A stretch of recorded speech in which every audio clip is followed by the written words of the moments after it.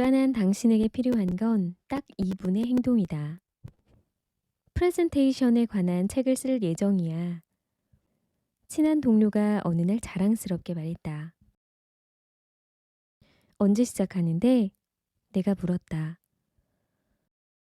방금 프로그램 하나를 설치했어. 그걸로 자료도 수집하고 참고 문헌도 정리할 수 있대. 그래서 글쓰기는 언제 시작할 예정인데? 자료 조사가 끝나면 바로 시작해야지. 프레젠테이션에 관한 중요한 책들도 읽어보고 싶어. 독일 책과 영어 책 모두. 나는 의심이 들었다. 장담하는데 글 쓸 준비가 아직 안 되었어. 그렇지? 맞아. 그쪽 분야의 최고 전문가들을 인터뷰할 생각이야. 그들의 프레젠테이션을 듣고 나중에 내 책에 그것도 쓸 거야. 우리는 스탠드 테이블 앞에 서 있었고 각자 앞에 물컵이 하나씩 놓여 있었다. 물을 마셔야겠어. 목이 마르네. 나는 이렇게 말하고는 물컵을 드는 대신 손가락으로 가리켰다. 참지 말고 얼른 마셔. 동료가 말했다. 하지만 마시기 전에 이 물에 든 성분을 알아보고 싶어. 지금? 정말? 이건 그냥 생수니까 마셔도 돼. 아니야. 생수 제조사와 먼저 인터뷰를 해야겠어. 그 다음 공급망을 자세히 조사할 생각이야. 그리고 이 물이 실제로 어디서 나오는지 명확히 밝힐 거야. 그제야 동료는 내 의도를 이해하고 웃었다. 갈증을 해소하고 싶으면 즉시 물을 마셔야 한다. 이거지? 책을 내고 싶다면 즉시 글을 써야 한다? 그렇다. 이 대화를 나눈 것이 7년 전이다. 하지만 불행히도 동료는 아직도 원고 작성을 시작하지 않았다. 책을 내겠다던 동료는 거대한 조사 장애물을 만들어 지피르 길을 막았다. 그리고 새로운 습관을 결심한 10명 중 적어도 5명은 그와 같이 시작하지 않아서 실패한다. 다음은 실제 일화이다. 55살인 허버트는 18살부터 피운 담배를 끊기로 했다. 그는 금연에 관한 책을 읽고 영상을 보고 최면술 강좌를 들었다. 하지만 여전히 계획 단계에 머물러서 그는 금연을 시작하지 않았다. 크리스티네는 자신의 지적 소양이 낮은 것을 안타깝게 여겼다. 그래서 독일 고전 문학을 읽기로 했다. 마르셀 라이히 라니츠키의 문학 전집을 주문하여 책꽂이에 진열해 두었다. 하지만 두꺼운 책 여러 권을 보니 읽을 엄두가 안 났다. 결국 책 등에 적힌 제목만 읽었다. 비만으로 고생하는 요르크는 매일 저녁 건강에 좋은 음식을 직접 요리해 먹기로 했다. 그는 유튜브에서 요리 동영상을 보고 요리책도 사고 제철 식재료를 구매할 수 있는 지역 농장도 조사했다. 하지만 모든 일이 너무 복잡해 보였다. 결국 그는 계속 예전처럼 먹었다. 아나스타샤는 운동 습관을 만들기 위해 러닝을 시작하리라고 결심했다. 그리고 러닝옷과 운동화, 올바른 발동작, 몇 킬로미터부터 근육 경련을 조심해야 하는지 등을 조사했다. 그리고 이런 조사 자체가 마라톤으로 변했다. 결국 그녀는 러닝을 시작하지 않았다. 힘들어서 감히 하지 못하는 것이 아니라 하지 않기 때문에 힘든 것이다. 루키우스 안나이우스 세네카. 큰 목표는 종종 시작점에 갇히고 만다. 그리고 시작은 지연될수록 더 어려워진다. 이렇게 접근해 보라. 우선 새로운 습관을 가능한 한 쉽게 시작할 수 있도록 단계를 정하라. 새로운 습관을 시작하는 첫 번째 단계는 2분 안에 끝낼 수 있어야 한다. 앞으로 며칠 동안 가능한 한 자주 이 첫 번째 단계를 반복하라. 미국의 경영 컨설턴트 데이비드 앨런이 쓴 유명한 책 쏟아지는 일 완벽하게 해내는 법에서 제시한 2분 규칙은 그 효과가 전 세계적으로 입증되었다. 절대 복잡하지 않다. 어떤 일을 수행하는데 걸리는 시간이 2분 미만이라고 예상된다면 다른 생각을 하거나 최적의 방법을 찾는 등 복잡한 것을 모두 생략하고 즉시 실시하라는 것이다. 이는 새로운 습관을 갖기 위한 훌륭한 발판이다.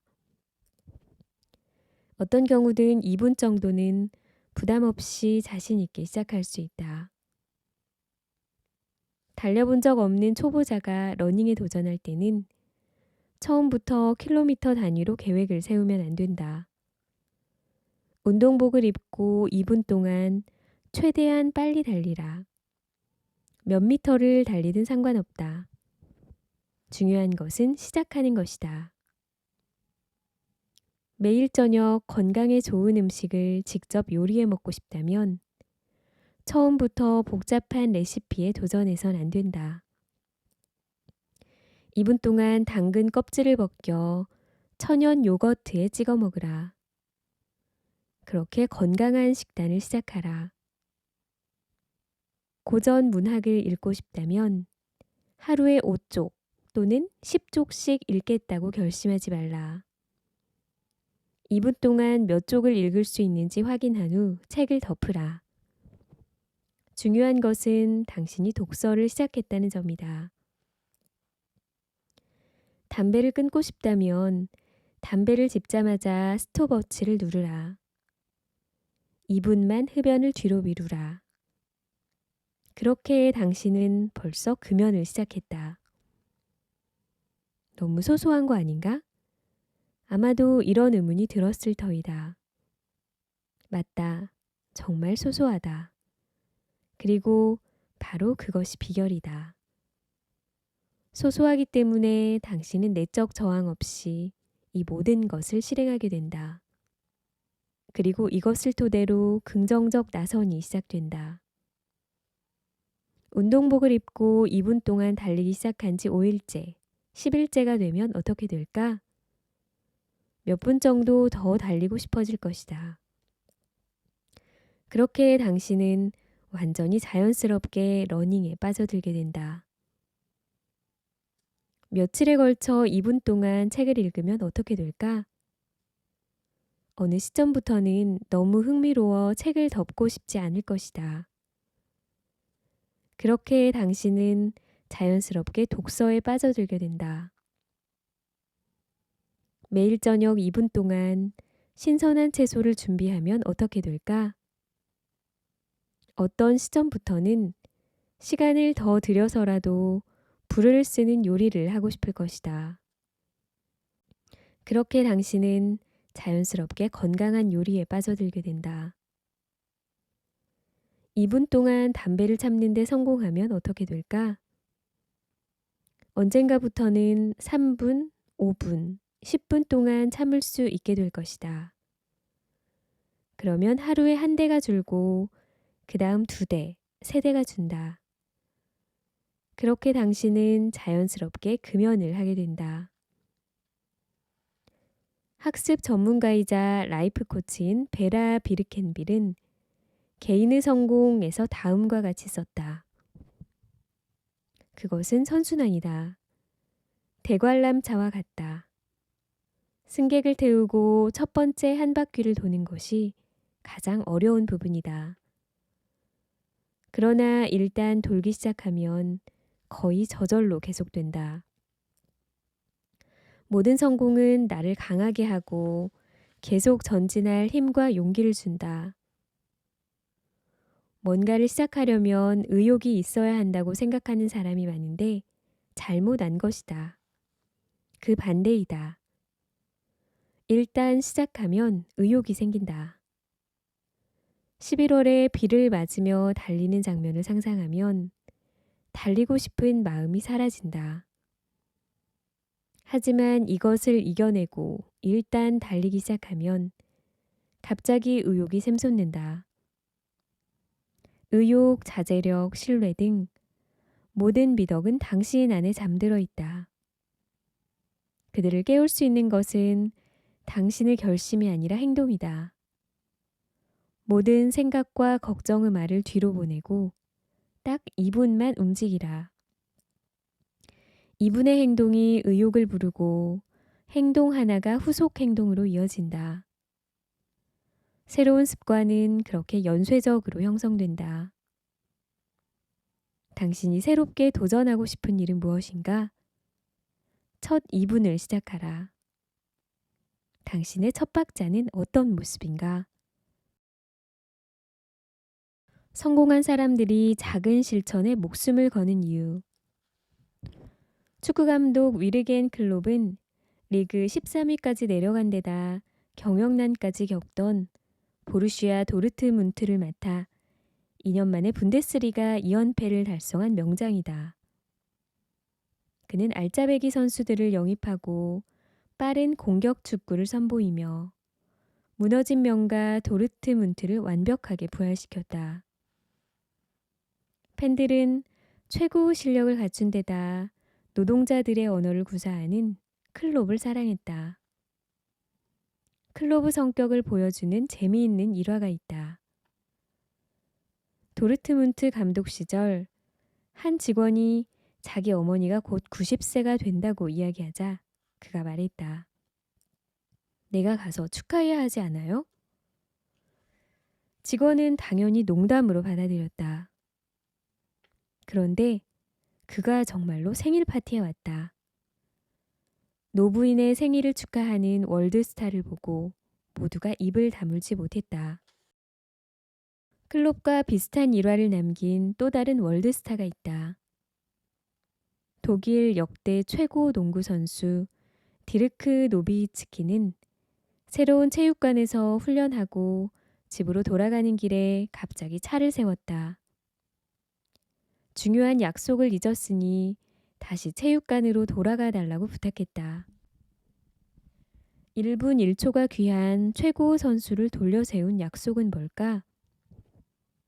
그는 훈련 전에 체육관 경비원에게 사진을 찍어주기로 약속했는데 훈련이 끝나고 그것을 깜빡 잊고 말았다. 그리고 월드스타는 경비원과의 약속을 지키기 위해 돌아갔다. 확신하건대 직원의 어머니 생일을 축하하러 파티에 참석하겠다고 제안하는 축구 감독은 100명 중 단 한 명뿐일 것이다. 바로 그 한 사람. 위르겐 클롭은 이후 여러 차례 올해의 감독으로 뽑혔다. 우연일까? 확신하건대 경비원과의 약속을 지키기 위해 차를 돌린 농구 선수는 100명 중 단 한 명뿐일 것이다. 바로 그 한 사람. 디르크 노비츠키는 2022년 NBA 최고 유럽 선수로 선정되었다. 우연일까? 아니다. 두 결정 모두 어떤 한 태도를 반영한다. 인성은 위대한 행위로 드러나지 않는다. 사소한 데서 드러난다. 장자크 루소. 의사결정을 내릴 때 따를 수 있는 윤리 유형에는 두 가지가 있다. 첫 번째는 이미지 윤리다. 이미지 윤리를 따르는 사람들은 이렇게 질문한다. 다른 사람들은 나를 어떻게 보는가? 무엇이 가장 좋아 보이는가? 나의 성공에 가장 유익한 것은 무엇인가? 둘째는 인격 윤리다. 인격 윤리를 따르는 사람들은 이렇게 묻는다. 나는 누구인가? 인생에서 내게 중요한 것은 무엇인가? 나는 어떤 가치를 추구하고자 하는가? 평범한 수준으로 성공한 사람들은 이미지 윤리를 따른다. 그들은 돈을 투자하는 방식으로 시간을 투자한다. 그들은 자신이 투여하는 모든 것이 수익, 즉 외적 이익을 가져와야 한다고 생각한다. 이런 측면에서 보면 노비츠키는 자신에게 이렇게 물었어야 했다. 이 경비원은 나와 내 경력의 발전을 위해 무엇을 할 수 있을까? 아무것도 없다. 클롭 역시 직원의 어머니와 관련하여 같은 결론에 도달하게 될 것이다. 하지만 슈퍼급으로 성공하여 오래도록 최정상의 자리를 지키는 사람들은 인격 윤리를 따르고 내면에 시선을 둔다. 아마도 노비츠키의 신조는 다음과 같았을 터이다. 나는 약속을 지킨다. 예외란 없다. 내 자존심이 그렇게 하라고 시킨다. 오전 6시에 훈련을 시작하기로 했으면 늦어도 오전 6시까지는 훈련장에 도착할 것이고 오전 6시 1분에 도착한다면 그것은 약속을 어긴 것과 같다. 아침에 15km를 달리기로 했으면 폭우가 내리거나 밤에 잠을 못 잤더라도 정확히 15km를 달릴 것이다. 약속은 약속이다. 스타 저널리스트든 학생 기자든 클럽 소유주든 경비원이든 내게 약속을 받았다면 무조건 그것이 지켜질 것을 믿어도 된다. 말했듯이 나는 약속을 지킨다. 예외란 없다. 인격 윤리를 따르는 사람은 다른 사람의 기대가 아니라 자기 자신의 기대를 채운다. 그의 자존심이 자신의 가치관을 따르라고 요구한다. 보통 농구 선수들은 그냥 경비원이잖아. 괜찮을 거야. 라고 생각할 것이다. 아마도 이런 선수들은 또한 이렇게 말할 것이다. 훈련에 겨우 1분 늦었어. 이 정도는 괜찮아. 그리고는 다음에는 5분, 다음에는 10분을 듣고도 그렇게 생각할 것이다. 또는 폭우가 내리면 몇 킬로미터 적게 달려도 괜찮을 거야. 라고 말할 것이다. 그리고 다음에는 달리러 나가지 않을 것이다. 보통 축구 감독들은 이렇게 말할 것이다. 그냥 직원의 어머니인데 내가 굳이 시간을 내야 할까? 이런 감독들은 또한 이렇게 생각할 것이다. 그냥 후보 선수에 불과한데 내가 굳이 그를 위해 시간을 내야 할까? 그냥 코치에 불과한데 내가 굳이 그의 말을 들어야 할까? 가치관은 날씨가 변했다고 벗어 던질 수 있는 옷이 아니다. 가치관은 쪼개질 수 없고 자신의 인격에서 탄생하며 영구적으로 효력을 미쳐야 한다. 심리학자 너세니얼 브랜드는 자존감의 6기둥에서 자신의 가치관에 반하는 행동은 자존감을 해친다고 지적한다.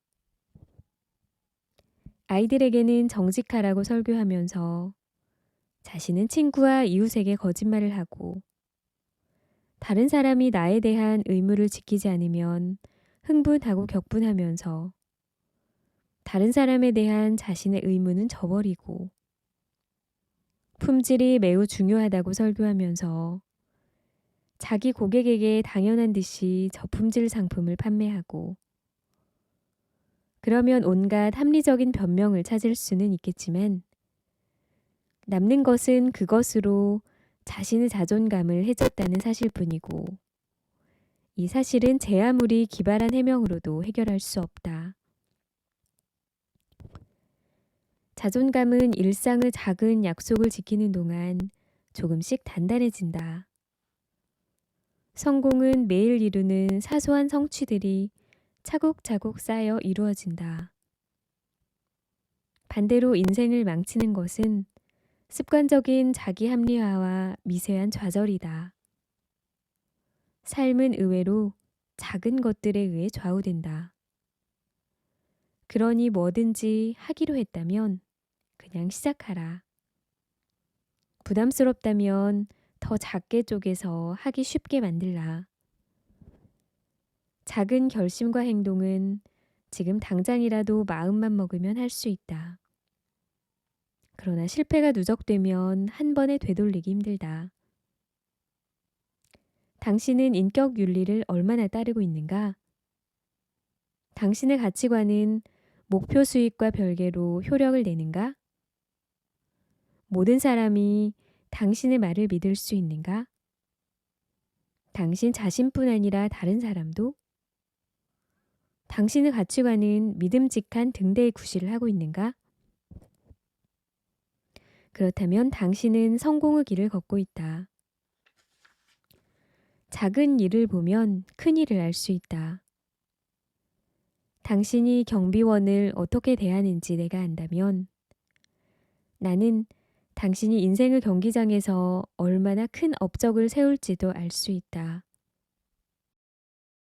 인생을 망치는 것은 대단한 시련이 아니라 사소한 변명이다. 남자 넷이 매년 그렇듯 알래스카로 사슴 사냥을 나갔다. 수상 비행기가 그들을 사냥터로 데려다 주었다.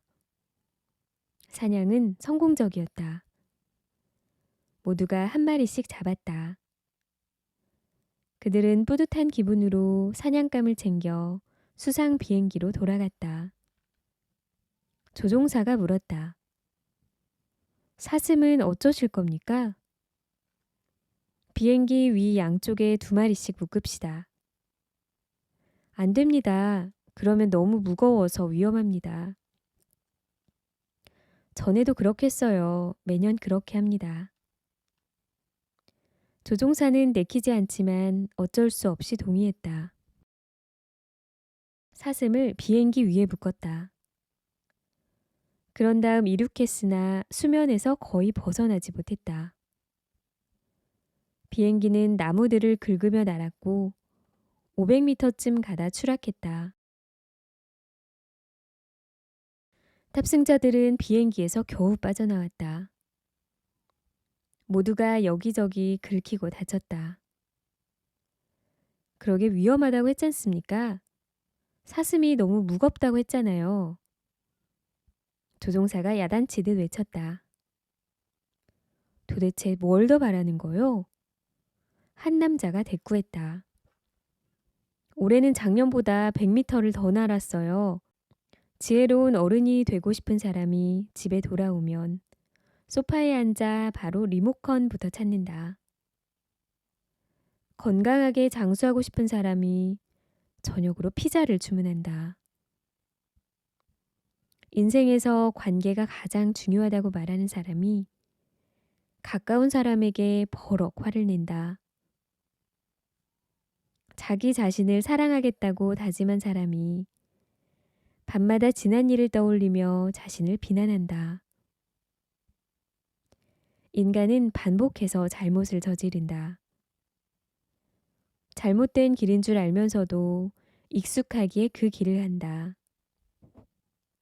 사슴을 매달면 비행기가 추락할 걸 알았음에도 매년 똑같이 행동하는 남자들처럼 변화를 거부하고 쉬운 길을 택한다.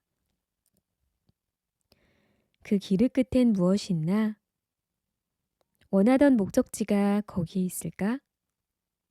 아니다. 목표와 다른 행동은 예상치도 못한 곳에 우리를 데려다 놓을 것이다.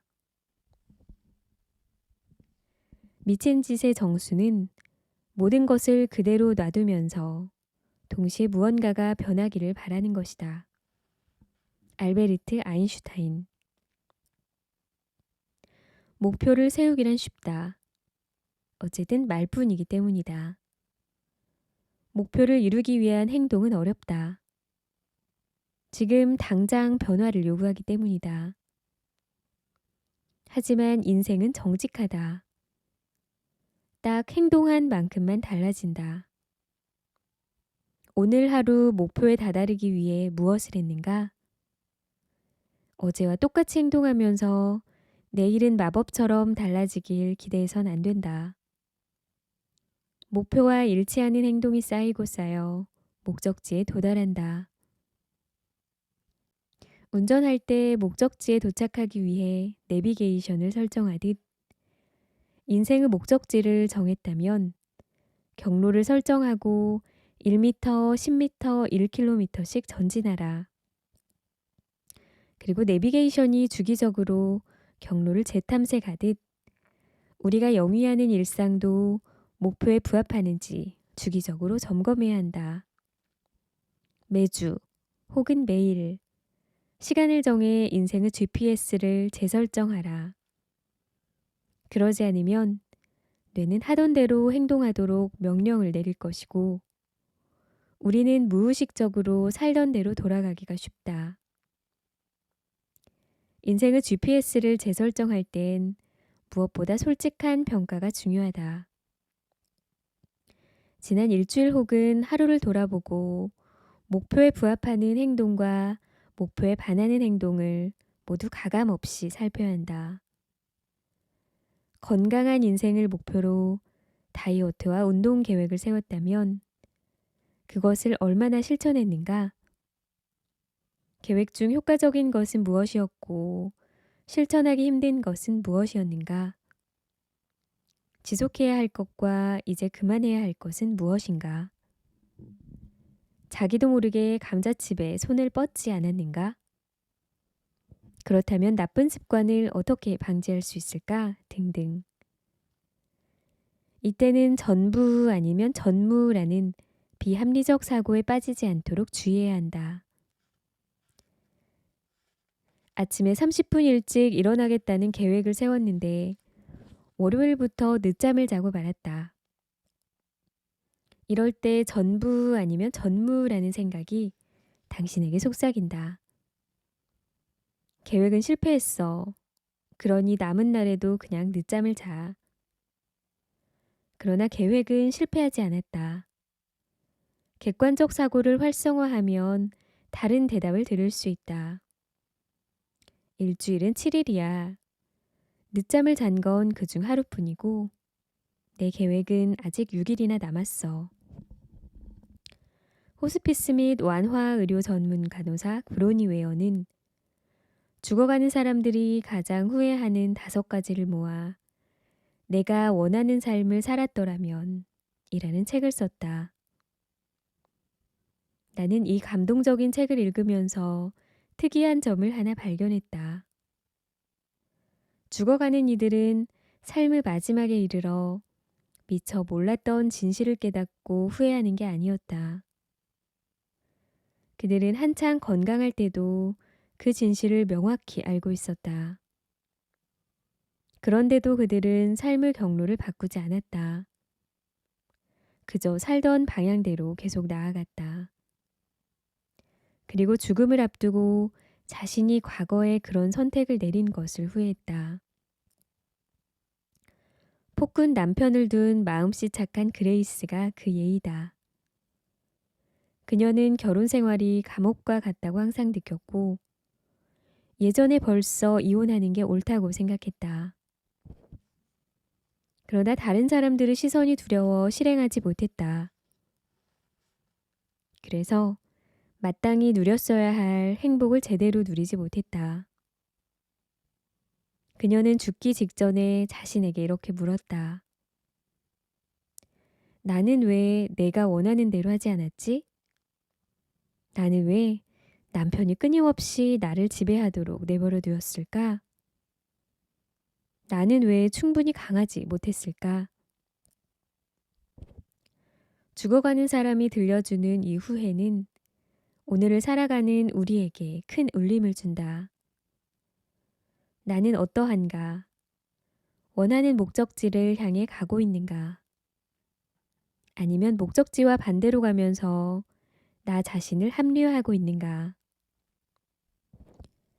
인생을 망치는 것은 대단한 시련이 아니라 사소한 변명이다. 괜찮겠지. 어쩔 수 없잖아. 나만 참으면 모두가 편해. 같은 순간순간 내뱉는 자조 섞인 말이 변화를 가로막고 인생을 정체시킨다. 이런 삶을 원하는 사람은 아무도 없을 것이다. 그렇다면 브로니 웨어가 책에 쓴 죽어가는 사람들의 5가지 후회를 되새기며 당신 인생의 목적지와 경로를 재탐색해보라. 다른 사람들이 내게 기대하는 대로 살기보다는 나에게 솔직할 용기가 있었더라면, 일을 너무 많이 하지 않았더라면, 내 감정을 표현할 용기가 있었더라면, 친구들과 계속 연락하고 지냈더라면, 나 자신에게 더 많은 즐거움을 허용했더라면, 목표는 멀어 보이고 실천은 어렵지만 일상의 유혹은 즉각적이고 강력하다. 그래서 우리는 종종 휘발성 쾌락과 소중한 가치를 맞바꾼다. 아이와 함께할 시간을 스마트폰에 써버린다. 술과 담배로 건강을 낭비한다. 돈을 쇼핑에 탕진하고 위험한 투자를 감행한다. 그러다 인생의 마지막 정거장에 이르러 기대한 곳에 도착하지 못했음을 알고 후회한다. 하지만 때는 너무 늦었다. 소중한 가치는 가지기는 어려워도 무엇과도 맞바꿀 수 없는 지속적인 만족감을 선물한다. 나는 당신의 인생이 그런 소중한 가치로 채워지길 바란다. 결국 오늘 하루 1시간 30분을 무얼 하며 보냈는가가 삶의 종착지를 결정한다. 오늘 경로가 1도 틀어지면 1년 후엔 과연 어디에 도착할까? 그러니 오늘의 일상을 살피라. 경로를 정방향으로 수정하라.